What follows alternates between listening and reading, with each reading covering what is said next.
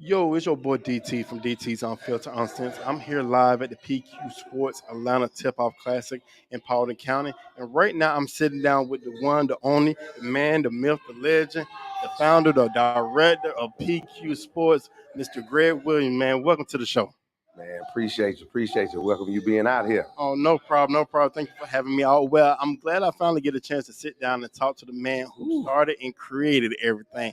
So, real quick, give me a little bit background on PQ Sports, how it was started. Man, PQ Sports was started back in 2006. It was started at the time. There was a need in the Augusta, Georgia area for events to be hosted on the basketball end, and was thinking about doing some football stuff. You know, we always every weekend was going to Greenville, South Carolina, Atlanta, Charlotte, stuff like that. And it was like, man, we got to create something right here in the hometown. So we end up with what I'd already started. Augusta Power Foundation already had, at the time we was called Augusta Power. So at the time we was like, yo, we're gonna create PQ Sports. So at the beginning, I created a business called Lineage of Champions with a homeboy of mine that we grew up in the area. Lineage of Champions started off. We probably went like maybe 2 years together, and then we end up going different ways. He ended up keeping the name Lineage of Champions, and I was like, yo, I'm gonna start PQ Sports because it was a branch off of my conglomerate business that I already had, my management consulting business. I already had Proquay Corporation. So, woosah, that's how we here today. Okay, so 2006, so almost 20 years in the game on doing, because you a couple years old, 3 years old, you said 2006, right? 2006, been doing basketball since 1999, travel basketball. Oh, wow, okay, so you've been around for a long time. So tell me, what has been some of the high points that you made you proud of PQ Sports and watching it grow?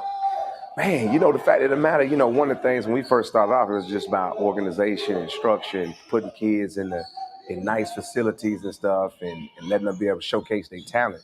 And then, once we learned that, yo, a kid can play in these events to garnish their skills at the next level, at the high school level, that it can turn into scholarship opportunities, helping them be recruitable. So that was one of the bigger things, just being able to catch kids at a young grassroots age and giving them a platform through PQ Sports. And then, we capture these kids early. And then, as they get through high school, they learn to become recruitable. They learn how to use events like ours to, situate themselves in the game. And like I said, voila, what I'm saying? Here we are. Right. And so, also, you got a background in coaching. Tell me a little bit about that. Oh, yeah, man. I started coaching back in 1999.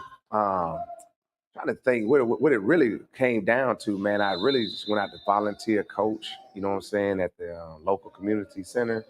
And at the time, a young lady that I was dating, her brother, he was in seventh grade. So what ended up happening was I started a team for his age group, and he had a squad, man. These kids were seventh grade. I think these kids ended up graduating like in 2004, and this was the Butler Bulldogs team that ended up losing in 2004 to Dunwoody for the state championship. So I took the Butler Bulldogs kids at the age of seventh grade, started doing travel basketball with them, bringing them up here to Atlanta, playing over here at Swanee, taking them to Anderson, South Carolina, because at the time, South Carolina, the hub for basketball came through Anderson, South Carolina. RIP LG Alexander, he's the one that really started me in the game of basketball because LG Alexander used to be the YBOA director of South Carolina. And so what happened with Anderson, South Carolina being so close to Augusta, he was like, well, shoot, I'm going to host an event in Augusta. He came to Augusta, and guess what? He didn't have enough people. He didn't have enough resources, enough gyms. He reached out to me. I was able to help him. And then the following year when he came and did it again, he was like, yo, I want you to handle all my Augusta gyms. So I had a chance at an early age to kind of like see it. I didn't really run it because I was just happy just to be, running the event with LG Alexander, which was a pioneer at the time, for basketball, and then learn the game. So when I decided to get into it heavy with my partner at the time in '06, it was like, it's easy, man. You know what I'm saying? Let's just be organized. Let's be structured. Let's give the kids a good experience, and blessings gonna happen. Yeah. All right, so you got over 20 years in the game of coaching. You've been running PQ Sport almost 20 years. What what are some of the tournaments that stand out to you the most that you have started that you look back on you like, man, I'm glad I started doing that tournament or that time, like certain things that stand out. Yeah, like I said, when I first got in the game, it was more so we was having tournaments where we was happy to have 16, 24, 30 some teams. So what ended up happening was I grew up in an era where with my events, I first started off my first major event that I was a part of that was large was the Peach State Summer Showcase. Like I said, that I was a partner on. Like I said, we grew the Peach State Summer Showcase, I think from like 18, 20 some teams to like in the next following year with our partnership to like 70 something plus teams. And then it grew from so on and so on. So when I decided to start PQ Sports, it was a lot of just, the Powerball Jam became very, very personal to me because, that was like our fundraiser for our program. Over the last 10 years, the Atlanta Tip-Off Classic has always been, in our opinion, a staple for everybody to kick off grassroots basketball, especially after the high school season has ended and stuff like that. And then, now we got the PQ Sports Summer Championship. In Augusta, we have the I-20 Opening Showdown, which it's a little early because a lot of the high school teams are not ready, but we're able to grab the grassroots teams. So, and then so on from there, you know what I'm saying? We got the Garden City Jam Fest that we try to bring people to Augusta in April to represent the James Brown and stuff and his presence in Augusta. It's the weekend right after the Masters. So you got the golf tournament right there. And then boom, we come next the following weekend trying to bring basketball back in because Augusta kind of shuts down for that week. You know what I'm saying? So you can't get a hotel. So you'd be a fool to try to host an event during that time. You know what I'm saying? So and now this year, we got some good stuff that we're doing, man. With exclusive runs, we're going strictly with the Hoop Quest exclusive runs. We're going strictly after girls basketball, trying to give them a platform, third grade through eighth grade, and then with the boys, first grade through eighth grade, trying to just catch them at a young age, trying to direct these kids' minds. Like so many of these kids and these parents, they go after this hoopla, this exposure, and they lose the message and they lose their souls in the process. So like I said, at the end of the day, there's nothing wrong with playing in an organized, structured event that's going to obviously give you brand exposure for your skill set as it grows. But at the same time, man, you want the kids to enjoy the platform, man. I have a loyal base of people that support me, and that's what it's about, man. And I welcome new people that want to be a part of PQ Sports platform. Awesome. So my question is, what's the difference between PQ Sports and these other grassroots tournaments? Yeah, I'm in the game, so I don't disrespect nobody what they got Right. going on. But one thing about PQ Sports, it's gonna be professional. You can reach out and touch me. You know what I'm saying? I'm nimble. You know what I'm saying? So when I host an event, I'm gonna be in top notch facilities.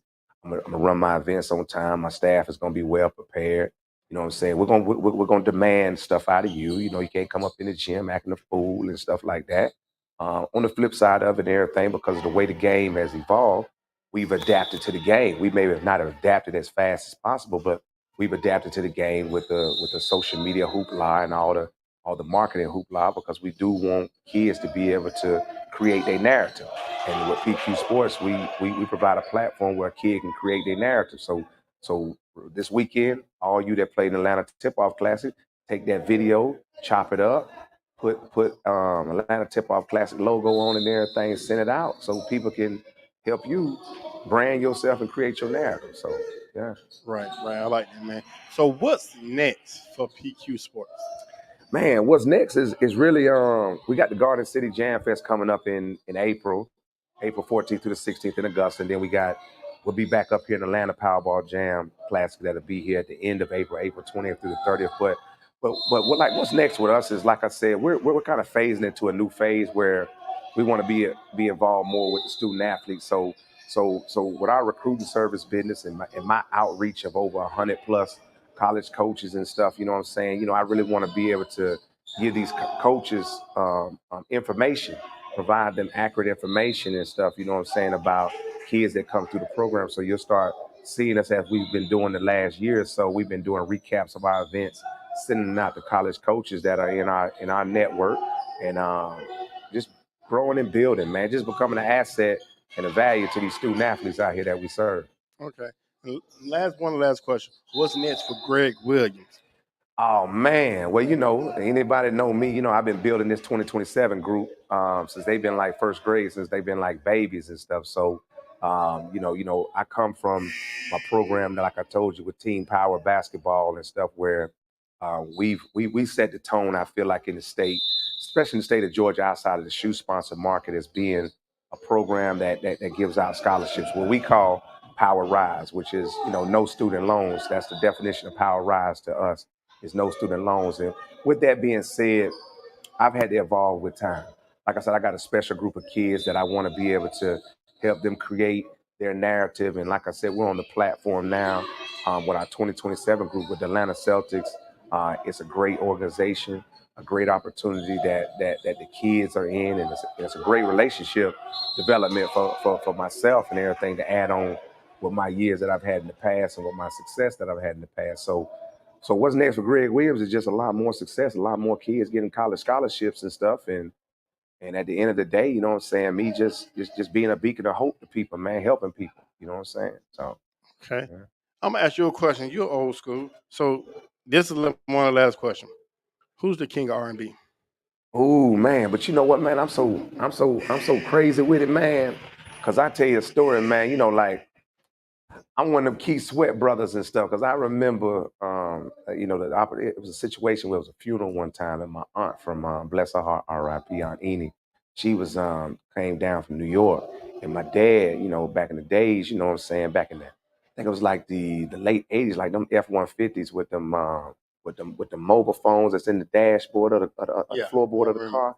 He had one of those and stuff. So I used to be on there listening to Key Sweat with his first little album and stuff, and my aunt got in the car and was like, James, what you doing? Got this boy listening to this stuff right here. I knew every lyric of it. Because my dad had the CD playing up in the F-150 and stuff. You know what I'm saying? So me, I'm a Key Sweat type dude. I like Ron Isley. You know what I'm saying? I'm hip with Joe. You know what I'm saying? I go back with Guy. I'm a troop guy, spread my wings type guy. You know what I'm saying? So I'm part of that generation. Now, if you ask me back in the days, um, old school wise, man, you know what I'm saying? I feel Luther, you know what I'm saying? But I'm not Luther. I'm not a Luther fan, but I feel Luther. So I think old school for me, the oldest school that I probably can go back and relate to, because I used to, as a kid, I used to tell everybody I had that BW voice. Okay. So Barry White was Yeah. my dude. You Okay. know what I'm saying? So if I guess I got to pick one person, B White, the one who I used to say I was in the 80s and the 90s, and I used Okay. to meet ladies. So. Okay. um, who's the greatest rapper of all time? Ooh, C Murder. Yeah, with the tank. But hey, but no. I'm just telling you, No, I coming like up. C Murder, but I was Coming surprised. up. I never heard of No, him. no, Yeah. no. But coming up, C Murder was that guy. But I tell you right now, I guess for me, because I'm kind of like I don't follow the pack. So I'm a Wu-Tang guy. So anybody know me, I'm Method Man. I'm Riz, I'm Jizza. I'm Inspector Deck. You know what I'm saying? I'm Raekwon, Ghostface, all that right there all day long. So from a rapper standpoint, I guess I would have to say Method Man to me. You know what I'm Okay. saying? Then next would be Nas for me. Okay. You know what I'm Okay. saying? What is one last name? What is one thing you want the world to know about Greg Williams? Hey, you know what? At the end of the day, man, like I told you, man, I'm a beacon of hope and resources to people. With everything I do, from the student athlete perspective to what I do in the business world, from a construction and engineering standpoint, and my community development stuff that I'm working on in the future and stuff. So, at the end of the day, man, my successes came off helping people, being a resource to people. So, that's who Greg Williams is, man. Okay. Yeah. You want to give anybody a shout out? Man, I just want to give a shout out to my staff here. You know what I'm saying? You know my camera lady over there holding that camera over there. But hey, I tell you this right here, without my staff and anybody that knows PQ Sports, the way we've grown, like I'm big on organization.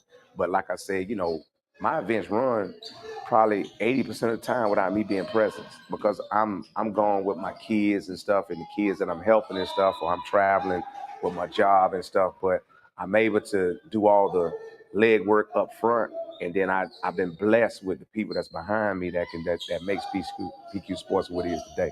Okay. And before I go, what's your social media? Everybody can follow you on social. For sure. So follow us at PQSports, at PQSports. We on every platform, Instagram, Twitter. I think we on that Snapchat thing, but we ain't really figured Snapchat out. And then we on what's that, TikTok, but once again TikTok, we gotta turn up on that. So stay tuned to us. We're gonna turn up social media wise. Get with my man DT. We're gonna get this YouTube channel up and going and stuff because I like what you doing, man. You know what I'm saying? Appreciate it. Yeah. All right, man. Well, I do appreciate you taking a moment to sit down with me because I know you're a busy guy and you ready to probably get back to Augusta. Cause you from Augusta, right? Yeah, but I'm saying, I got a place up here in Atlanta too as well. So like I said, at the end of the day, Augusta's home, but I ain't going away from Augusta, but I like to live in different cities though. Okay, man. I hear you. I hear you. I see where the man. I see the man. I got all these places. I got 5 places. You got a beach house, a condo in New York, and beach house coming soon though, and everything. But I ain't gonna show y'all and stuff. You won't hear about it till I'm dead and gone. Oh. All right, man. Thank you for sitting down with me. Appreciate you, man.